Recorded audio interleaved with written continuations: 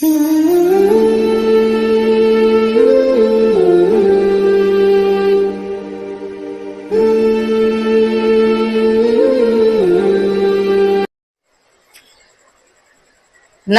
ونصلي على رسوله الكريم اما بعد فاعوذ باللہ من الشیطان الرجیم بسم اللہ الرحمن الرحیم۔ صحیح بخاری حدیث نمبر 5۔ موسیٰ بن اسماعیل سے روایت ہے، انہوں نے ابو عوانہ سے اور انہوں نے موسیٰ بن ابی عائشہ سے اور انہوں نے سعید بن جبیر سے، جبکہ سعید بن جبیر نے ابن عباس رضی اللہ تعالیٰ عنہما سے کلام الہی کی تفسیر کے سلسلہ میں سنا کہ رسول اللہ صلی اللہ علیہ وآلہ وسلم نزول قرآن کے وقت بہت سختی محسوس فرمایا کرتے تھے، اور اس کی علامتوں میں سے ایک یہ تھی کہ یاد کرنے کے لیے آپ صلی اللہ علیہ وآلہ وسلم اپنے ہونٹوں کو ہلاتے تھے۔ ابن عباس رضی اللہ تعالیٰ عنہما نے کہا، میں اپنے ہونٹ ہلاتا ہوں جس طرح آپ ہلاتے تھے۔ سعید کہتے ہیں، میں بھی اپنے ہونٹ ہلاتا ہوں جس طرح ابن عباس رضی اللہ تعالیٰ عنہما کو میں نے ہلاتے دیکھا، پھر انہوں نے اپنے ہونٹ ہلائی۔ ابن عباس رضی اللہ تعالیٰ عنہما نے کہا، پھر یہ آیت اتری کہ اے محمد، قرآن کو جلد جلد یاد کرنے کے لیے اپنی زبان نہ ہلاؤ، اس کا جمع کر دینا اور پڑھا دینا ہمارا ذمہ ہے۔ حضرت ابن عباس رضی اللہ تعالیٰ عنہما کہتے ہیں، یعنی قرآن آپ صلی اللہ علیہ وآلہ وسلم کے دل میں جما دینا اور پڑھا دینا ہمارے ذمہ ہے، اللہ تعالیٰ کے ذمہ ہے۔ پھر جب ہم پڑھ چکے تو اس پڑھے ہوئے کی اتباع کرو۔ ابن عباس رضی اللہ تعالیٰ عنہما فرماتے ہیں، اس کا مطلب یہ ہے کہ آپ اس کو خاموشی کے ساتھ سنتے رہو، اس کے بعد مطلب سمجھا دینا ہمارے ذمہ ہے، پھر یقیناً یہ ہماری ذمہ داری ہے کہ آپ اس کو پڑھو، یعنی اس کو محفوظ کر سکو۔ چنانچہ اس کے بعد جب آپ صلی اللہ علیہ وآلہ وسلم کے پاس حضرت جبرائیل علیہ السلام وحی لے کر آتے تو آپ صلی اللہ علیہ وآلہ وسلم توجہ سے سنتے، جب وہ چلے جاتے تو رسول اللہ صلی اللہ علیہ وآلہ وسلم اس وحی کو اسی طرح پڑھتے جس طرح حضرت جبرائیل علیہ السلام نے اسے پڑھا تھا۔ اب اس حدیث میں واضح طور پر کہا گیا ہے، سمجھایا گیا ہے کہ قرآن کو پڑھانا اور یاد کروانا رب کائنات کی ذمہ داری تھی، انہوں نے ذمہ لیا تھا۔ نبی صلی اللہ علیہ وآلہ وسلم کو حکم ہوا تھا کہ آپ بس غور سے سنیں، آپ کے دل میں اس کو جما دینا ہماری ذمہ داری ہے۔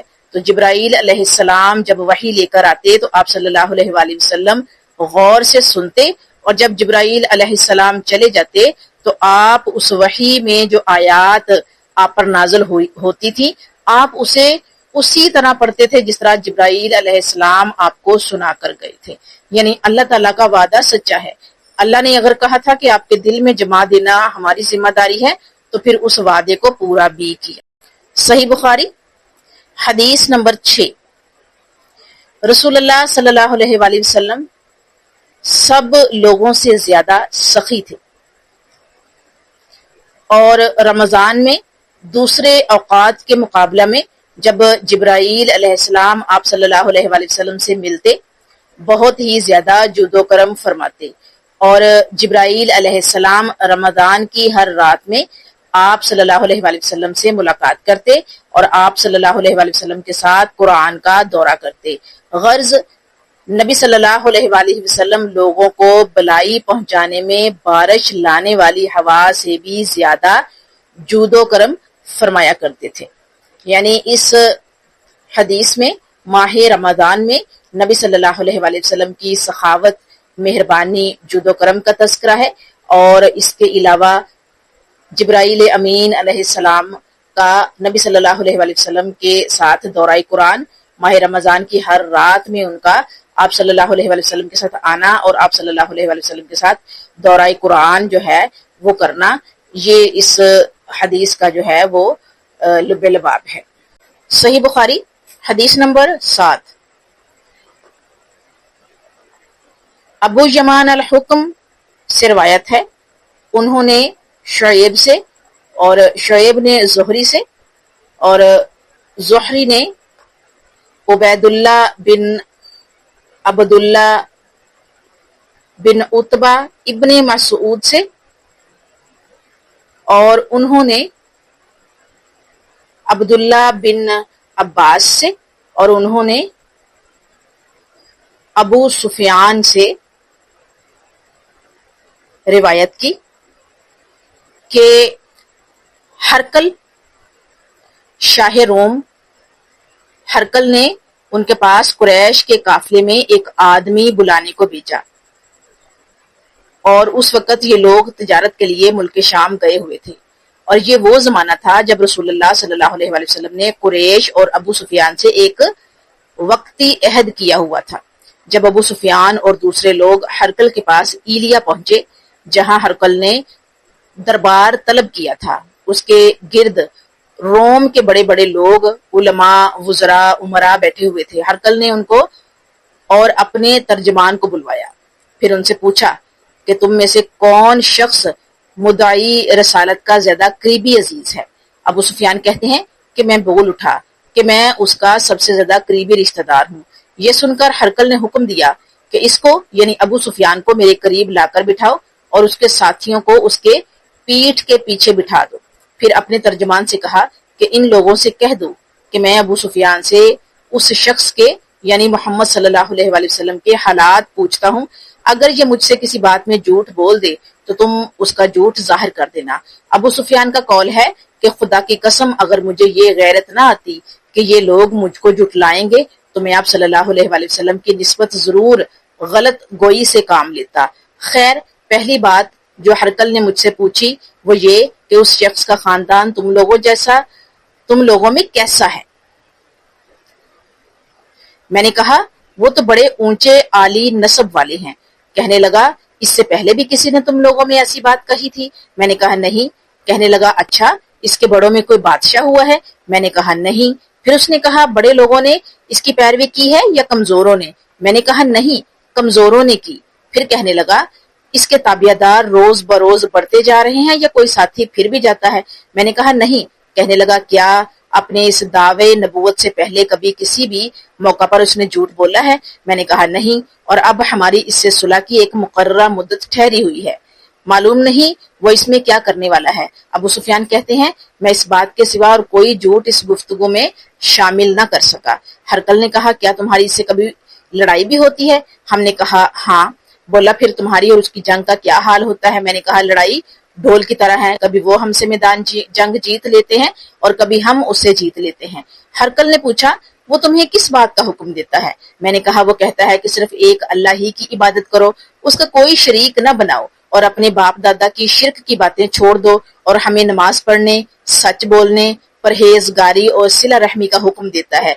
ये सब सुनकर फिर हरकल ने अपने तर्जमान से कहा कि अबू सुफियान से कह दे कि मैंने तुमसे उसका नस्ब पूछा तो तुमने कहा कि वो हमें आली नस्ब है और पैगंबर अपनी कौम में आली नस्ब ही भेजा जाता है। मैंने तुमसे पूछा कि दावा नबूवत की ये बात तुम्हारे अंदर उससे पहले किसी और ने भी की थी तो तुमने जवाब दिया कि नहीं। तब मैंने अपने दिल में कहा कि अगर ये बात इससे पहले किसी ने कही होती तो मैं समझता कि इस शख्स ने भी उसी बात की तकलीद की है जो पहले कही जा चुकी है। मैंने तुमसे पूछा कि उसके बड़ों में कोई बादशाह भी गुजरा है। तुमने कहा कि नहीं। तो मैंने दिल में कहा कि उनके बुजुर्गों में से कोई बादशाह हुआ होगा तो कह दूंगा कि वो शख्स इस बहाना अपने अबाओ अजदाद की बादशाहत और उनका मुल्क दोबारा हासिल करना चाहता है। और मैंने तुमसे पूछा कि इस बात के कहने यानी पैगंबरी का दावा करने से पहले तुमने कभी उसको दरोग गोई का इल्जाम लगाया है। तुमने कहा नहीं। तो मैंने समझ लिया कि जो शख्स आदमियों के साथ दरोग गोई से बचे वो अल्लाह के बारे में कैसे झूठी बात कह सकता है। और मैंने तुमसे पूछा कि बड़े लोग उसके पैरोकार होते हैं या कमजोर आदमी। तुमने कहा कमजोरों ने उसकी इत्तबा की है। तो दरअसल यही लोग पैगंबरों के मुताबिन होते हैं। और मैंने तुमसे पूछा कि उसके साथी बढ़ रहे हैं या कम हो रहे हैं। तुमने कहा कि वो बढ़ रहे हैं और ईमान की कैफियत यही होती है हत्ता कि वो कामिल हो जाता है। और मैंने तुमसे पूछा कि आया कोई शख्स उसके दीन से नाखुश होकर मुर्तद भी हो जाता है फिर जाता है। तुमने कहा नहीं। तो ईमान की खासियत भी यही है کہ جن کے دل میں اس کی مسرت رچ بس جائے وہ اس سے لوٹا نہیں کرتی۔ اور میں نے تم سے پوچھا کہ آیا وہ کبھی عہد شکنی کرتے ہیں؟ تم نے کہا نہیں، پیغمبروں کا یہی حال ہوتا ہے، وہ عہد کی خلاف ورزی نہیں کرتے۔ اور میں نے تم سے کہا کہ وہ تم سے کس چیز کے لیے کہتے ہیں؟ تم نے کہا کہ وہ ہمیں حکم دیتے ہیں کہ اللہ کی عبادت کرو، اس کے ساتھ کسی کو شریک نہ ٹھہراؤ، اور تمہیں بتوں کی پرستش سے روکتے ہیں، سچ بولتے اور پرہیزگاری کا حکم دیتے ہیں۔ لہٰذا اگر یہ باتیں جو تم کہہ رہے ہو سچ ہیں تو عنقریب وہ اس جگہ کا مالک ہو جائے گا کہ جہاں میرے یہ دونوں پاؤں ہیں۔ مجھے معلوم تھا کہ وہ پیغمبر آنے والا ہے، مگر مجھے یہ معلوم نہیں تھا کہ وہ تمہارے اندر ہوگا۔ اگر میں جانتا کہ اس تک پہنچ سکوں گا تو اس سے ملنے کے لیے ہر تکلیف گوارا کرتا۔ اگر میں اس کے پاس ہوتا تو اس کے پاؤں دھوتا۔ ہرقل نے رسول اللہ صلی اللہ علیہ وآلہ وسلم کا وہ خط منگوایا جو آپ نے دحیحہ کلبی رضی اللہ تعالیٰ عنہ کے ذریعے حاکم بصرہ کے پاس بھیجا تھا، اور اس نے وہ ہرقل کے پاس بھیج دیا تھا۔ پھر اس کو پڑھا تو اس میں لکھا تھا، اللہ کے نام سے جو نہایت مہربان اور رحم والا ہے۔ اللہ کے بندے اور اس کے پیغمبر محمد صلی اللہ علیہ وآلہ وسلم کی طرف سے یہ خط ہے۔ شاہ روم کے لیے اس شخص پر سلام ہو جو ہدایت کی پیروی کرے۔ اس کے بعد میں آپ کے سامنے دعوت اسلام پیش کرتا ہوں۔ اگر آپ اسلام لے آئیں گے تو دین و دنیا میں سلامتی نصیب ہوگی، اللہ آپ کو دوہرا ثواب دے گا، اور اگر آپ میری دعوت سے روگردانی کریں گے تو آپ کی رعایا کا گناہ بھی آپ ہی پر ہوگا۔ اور اے اہل کتاب، ایک ایسی بات پر آ جاؤ جو ہمارے اور تمہارے درمیان یکساں ہے، وہ یہ کہ ہم اللہ کے سوا کسی کی عبادت نہ کریں اور کسی کو اس کا شریک نہ ٹھہرائیں، اور نہ ہم میں سے کوئی کسی کو خدا کے سوا اپنا رب بنائے۔